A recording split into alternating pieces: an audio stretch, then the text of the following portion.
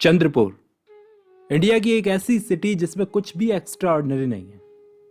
एक छोटी सी गंदी बदसूरत सी गंगा किनारे बसी हुई सिटी जिसे देखकर ऐसे लगता है जैसे यहां सब कुछ कीचड़ से बना हुआ होगा।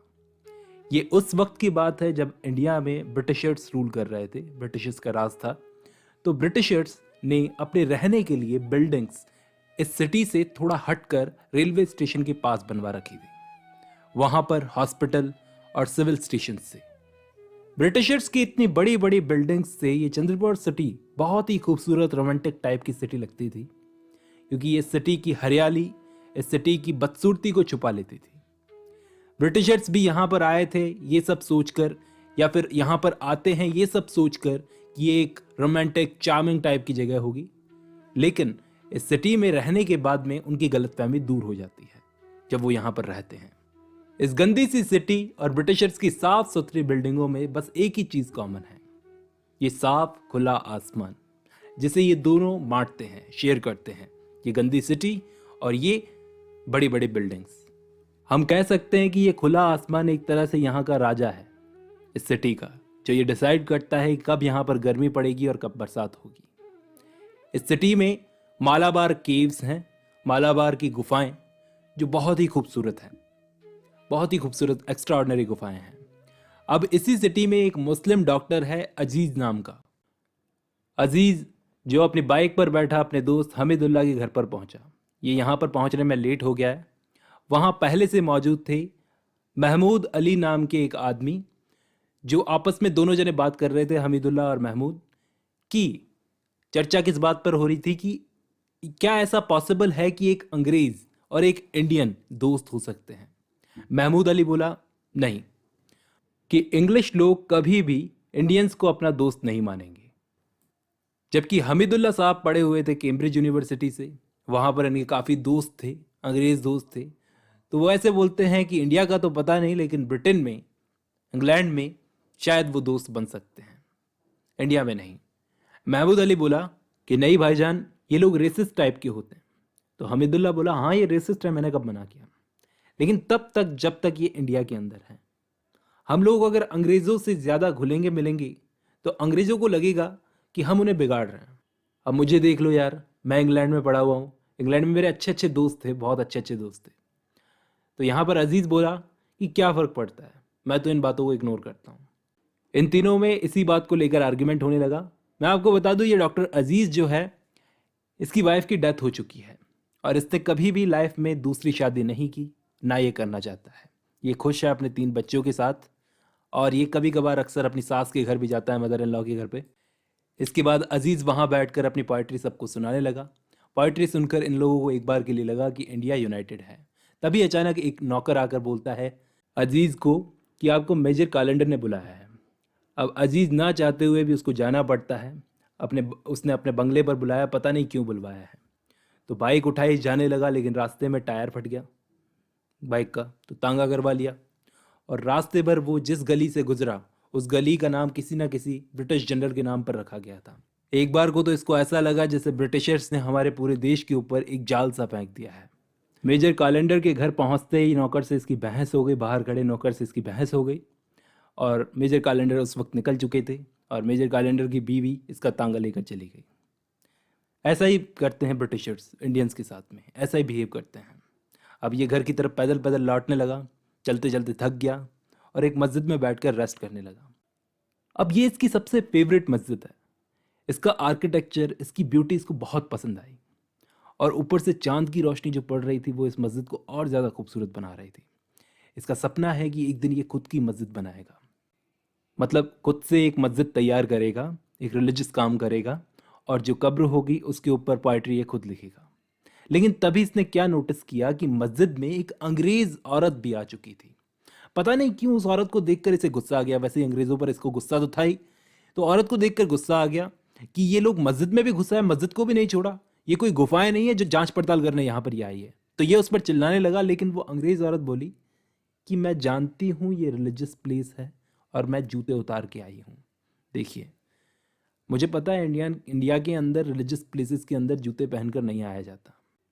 अजीज़ ये देखकर शांत सा हुआ उसको पता नहीं क्यों उस लेडी का बिहेवियर अच्छा सा लगा। इस औरत का नाम है मिसेस मूर। ये औरत बूढ़ी सी है, थोड़ी सी लाइट पड़ी तो पता चला ये बूढ़ी सी औरत है। अजीज़ ने अपने बिहेवियर के लिए माफ़ी मांगी। ये औरत नई नई इंडिया में आई है, इसको ऐसा लगा क्योंकि ये इतने अच्छे से बात कर रही है। आमतौर पर यहाँ पर अंग्रेज़ जो हैं वो इतने अच्छे से बात करते नहीं हैं। यहाँ पर इस औरत मिसेस मूर का बेटा रॉनी इस सिटी का मजिस्ट्रेट है, तो मजिस्ट्रेट की माँ से अजीज़ मुंह लग गया। इस लेडी मिसेस मूर का हस्बैंड गुजर चुका है। अजीज़ बोला मेरी भी सेम सी सिचुएशन है, मेरी वाइफ की डेथ हो चुकी है, मेरे 3 बच्चे हैं। तो वो लेडी बोलती है मेरे भी 3 बच्चे हैं। तो पता नहीं क्यों इसका बिहेवियर इतना अच्छा लगा कि एक जुड़ाव सा हो गया इस औरत से इसको। सारे अंग्रेज़ एक जैसे नहीं होते, ऐसा समझने लगा ये। मिसेस मूर को बताने लगा कि मैडम हमारे यहाँ पर ब्रिटिशर्स इंडियन से अच्छा बिहेव नहीं करते। मिसेस मूर बोली कि नहीं, मैं तो लोगों से मिलकर उन्हें जज करती हूँ। ऐसे ही बातें करते करते अजीज़ ने मिसेस मूर को उस क्लब में छोड़ दिया जहाँ वो अभी रुकी हुई थी। मिसेस मूर ने अजीज़ को गुड बाय किया। इसके बाद वो गई अंदर क्लब के अंदर। वहाँ जाकर एक लड़की से ये मिली, एडेला। ये एडेला वो लड़की है, एक जवान सी लड़की है जो मिसेस मूर के साथ में इंडिया देखने आई है इंग्लैंड से, क्योंकि ये दोनों औरतें रियल इंडिया देखना चाहती हैं। खास करके ये एडेला, ये तो बोलती है कि मैं रियल इंडिया देखने जा रही हूँ, लेकिन अभी तक इन दोनों को इतना बुरा लग रहा है क्योंकि जब से ये आई हैं रियल इंडिया देखने की बजाय ये पार्टीज़ में ही घूम रही है, ब्रिटिशर्स से ही मिल रही है, और अभी तक ये रियल इंडिया नहीं देख पाई है। इनकी एक्सपेक्टेशंस ख़त्म हो गई जब ये इंग्लैंड से यहाँ पर जो सपने सजाए आई थी रियल इंडिया देखने की, जो अभी इनको देखने को नहीं मिल रहा है। तो वहीं पर chief administrative officer mister tertian यहाँ पर आते हैं और इनको शराब ऑफर करने लगते हैं, इन लेडीज़ को। तो मिसेस मूर के बेटे रॉनी की वो तारीफ़ करने लगते हैं कि आपका बेटा तो ऐसा है, आपका बेटा तो वैसा है, लेकिन मिसेस मूर विश्वास नहीं करती कि रियली, मतलब अपनी माँ को, एक माँ को अपने बेटे पे विश्वास नहीं हो रहा है कि वाकई वो ऐसा है। तो ये एडेला यहाँ पर फिर से अपनी डिमांड रखती है कि मुझे रियल इंडिया देखना है। तो वहीं पर पास से गवर्नमेंट कॉलेज के प्रिंसिपल मिस्टर सीरल फील्डिंग निकल रहे थे। उन्होंने एडेला को ये रियल इंडिया देखने की बात सुन ली और उन्होंने कहा, सजेशन दिया कि मैडम आप रियल इंडिया देखना चाह रही हैं, उससे पहले इंडियन से तो मिल लो। लेकिन क्लब के लोग एडेला को मना करने लगे कि इंडियंस से थोड़ा बचकर रहना, ये लोग अच्छे नहीं होते, थोड़े क्रीपी टाइप के, डिसरेस्पेक्टफुल टाइप के होते हैं ये लोग। तो मिस्टर टर्टन बोले कि मैं एक ब्रिज पार्टी रखता हूँ, कुछ इंडियंस भी वहाँ पर आएंगे तो मिल लेना।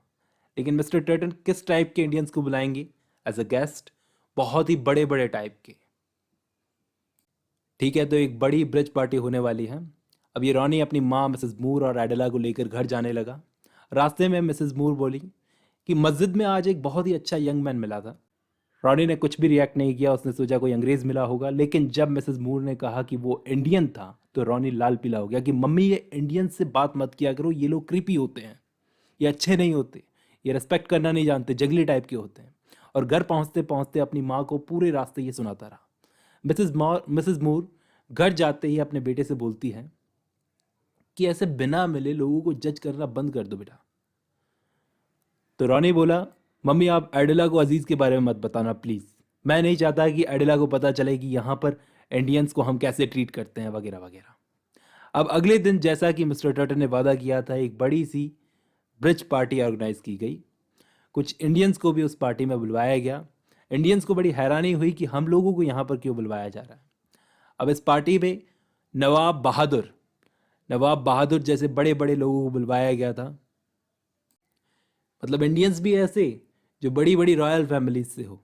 अब ये ब्रिज पार्टी ऐसा सोचकर रखी गई थी कि दो सोसाइटीज़, दो कल्चर मिलेंगे, पता चलेगा कि यहाँ पर क्या खास है, वहाँ पर क्या खास है, ऐसा करके। लेकिन यहाँ तो लोग इंडियंस का ये कहकर मजाक बनाने लगे, ये यूरोपियंस, कि ये इंडियंस जो हैं यूरोपियंस की तरह कपड़े पहनने की कोशिश करते हैं तो कैसे लगते हैं, ऐसे करके वो हंसने लगे। मिसेस मूर और एडेला सेटिस्फाई नहीं हुई इस पार्टी से कि यहाँ पर रियल इंडिया देखने को नहीं मिल रहा है। वहाँ उस पार्टी में मिस्टर फील्डिंग भी आए थे, मैंने आपको बताया था, प्रिंसिपल साहब, जिन्होंने कहा था कि कुछ इंडियंस से मिलो वगैरह वगैरह। वो इंडियंस से घुलने मिलने लगे, जो भी बड़े बड़े इंडियंस थे। उन्होंने इन दोनों को भी देखा, दोनों लेडीज़ को देखा और जाके इनसे बात की। बोले अगर आप चाहें तो मेरे घर पर आइए चाय पीने के लिए। एडेला तुरंत मान गई, क्योंकि उसे लग रहा था कि यहाँ इस पार्टी में इंडियंस का कुछ ज़्यादा ही मजाक बनाया जा रहा है। तो मिस्टर फील्डिंग बोले कि मेरे घर आओ कल चाय पीने के लिए, आपको कुछ इंडियंस से भी मिलवाता हूँ। तो एडेला बोली वैसे ये डॉक्टर अजीज़ कौन है? मिस्टर फील्डिंग बोले अच्छा अजीज़, हाँ मैं उसको भी बुलवा लूँगा, आइए तो सही आप कल दोनों। अब दोस्तों, मैं यहाँ आपको एक और चीज़ बता दूँ कि ये एडेला की शादी मिसेस मूर के बेटे इस रॉनी से होने वाली है। अब इसे डर लगने लगा है कि ये आदमी किस टाइप का है, मेरी शादी के बाद में मेरा फ्यूचर क्या होगा। ये नहीं चाहती थी कि ये रॉनी की तरह बड़ी बड़ी ब्रिटिश पार्टीज में भटकती रहे। मिसेस मूर तो समझती है कि अंग्रेज यहाँ के लोगों के साथ सही बिहेव नहीं करते, लेकिन रॉनी बोलता है कि अंग्रेज यहाँ पर शांति कायम करना चाहते हैं तो ऐसा बिहेवियर जरूरी है। मिसेस मूर बोलती है कि तुम लोग भगवान बनने की कोशिश मत करो। रॉनी समझता है कि इसकी माँ तो हो रही है बूढ़ी, तो आर्ग्यूमेंट्स में वैसे भी जीत नहीं सकते इनसे।